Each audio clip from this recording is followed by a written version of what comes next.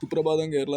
നമ്മളിപ്പോൾ ചർച്ച ചെയ്യേണ്ട ഇന്ത്യയിലെ അല്ലെങ്കിൽ ഏഷ്യയിലെ ലോകത്തിലെ ഏറ്റവും പ്രധാനപ്പെട്ട വിഷയം എന്ന് വെച്ച് കഴിഞ്ഞാൽ കൊച്ചി തുറമുഖത്ത് നങ്കൂരമിട്ടിരിക്കുന്ന ഇറാൻ നിർമ്മിത പാക് ബംഗ്ലാദേശ് ചാരസംഘടനയുടെ ചൈനീസ് സ്പോൺസർഷിപ്പ് കപ്പലിൽ നിന്നും മുല്ലപ്പെരിയാർ ഡാം തകർക്കാൻ കഴിയുന്ന രീതിയിലുള്ള അത്യാധുനിക ആഡംബര കപ്പൽ ഉപയോഗിച്ചിട്ട് മുല്ലപ്പെരിയാർ തകർക്കാൻ പദ്ധതിയിട്ടതായിട്ടാണ് അമേരിക്കയും ഇന്ത്യയും സംയുക്തമായി നടത്തിയ അന്വേഷണത്തിൽ നിന്നും വ്യക്തമാവുന്നത്.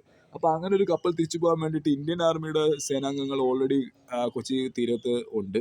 രണ്ടാമത്തെ കാര്യം എന്ന് വെച്ചാൽ ഇങ്ങനെ ഇവർ ഈ മുല്ലപ്പെരിയാർ ഡാം തകർത്ത് കഴിഞ്ഞാൽ അവർ മനസ്സിലാക്കാത്ത ഒരു കാര്യം എന്താണെന്ന് വെച്ച് കഴിഞ്ഞാൽ ആഗോള സയൻറ്റിസ്റ്റ് തയ്യാറാക്കിയ റിപ്പോർട്ട് പ്രകാരം മുല്ലപ്പെരിയാർ ഡാമിൽ പ്രളയമോ ഭൂകമ്പമോ ഉണ്ടായിക്കഴിഞ്ഞാൽ 884 മീറ്റർ ഉയരമുള്ള മുല്ലപ്പെരിയാർ ഡാമിൽ ഭൂകമ്പമോ പ്രളയമോ ഉണ്ടായിക്കഴിഞ്ഞാൽ അവിടെ സംഭവിക്കുന്നത് 3884 മുതൽ 10884 മീറ്റർ ഉയരത്തിൽ സുനാമി ഉണ്ടാകും.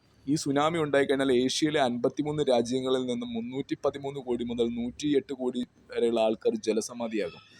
ഇന്ത്യയിൽ മാത്രം 11 സംസ്ഥാനങ്ങൾ, അതായത് 3 കടലുകൾ ചേരുന്ന കടൽ തീരമുള്ള 11 സംസ്ഥാനത്തെ കംപ്ലീറ്റ് ജനങ്ങളും കടലിനടിയിലാവും. എന്നുവെച്ചാൽ ജലസമാധിയാവും എന്നാണ് ഉദ്ദേശിക്കുന്നത്. അതായത് 11 സംസ്ഥാനങ്ങളിൽ നിന്നും 45 കോടി ജനങ്ങൾ ജലസമാധിയാവും. പക്ഷെ കൊല്ലം, തിരുവനന്തപുരം, ആലപ്പുഴയുടെ കുറച്ച് ഭാഗങ്ങൾ, പത്തനംതിട്ടയിലെ ശബരിമലയ്ക്ക് ഇപ്പുറമുള്ള ഭാഗങ്ങൾ ഉൾപ്പെടെ സേഫായിരിക്കും. തിരുവിതാംകൂർ രാജ്യത്തിൻ്റെ സ്ഥലങ്ങളിലെല്ലാം സേഫായിരിക്കും. പക്ഷെ ബാക്കി സ്ഥലങ്ങൾ കംപ്ലീറ്റ് കടലിൽ പോകും. അപ്പോൾ ഒന്നുകിൽ ജനങ്ങൾ വടക്കേ ഇന്ത്യയിലോട്ട് പോവുക, അല്ലെങ്കിൽ അങ്ങോട്ട് രക്ഷപ്പെടുക. ഈ സുനാമി എപ്പോൾ വേണമെങ്കിലും സംഭവിക്കാം. വടക്കേ ഇന്ത്യ എന്ന് വെച്ച് കഴിഞ്ഞാൽ കടൽ തീരം ഇല്ലാത്ത സംസ്ഥാനങ്ങളിലേക്ക് രക്ഷപ്പെടുക, വേറെ ഓപ്ഷനൊന്നുമില്ല. ഇത് ഈ നിമിഷം മുതൽ എപ്പോൾ വേണമെങ്കിലും പൊട്ടും. പക്ഷെ ഇന്നും കൂടെ ഞാൻ ഒന്ന് രക്ഷിച്ച് കാണിക്കുകയാണ്.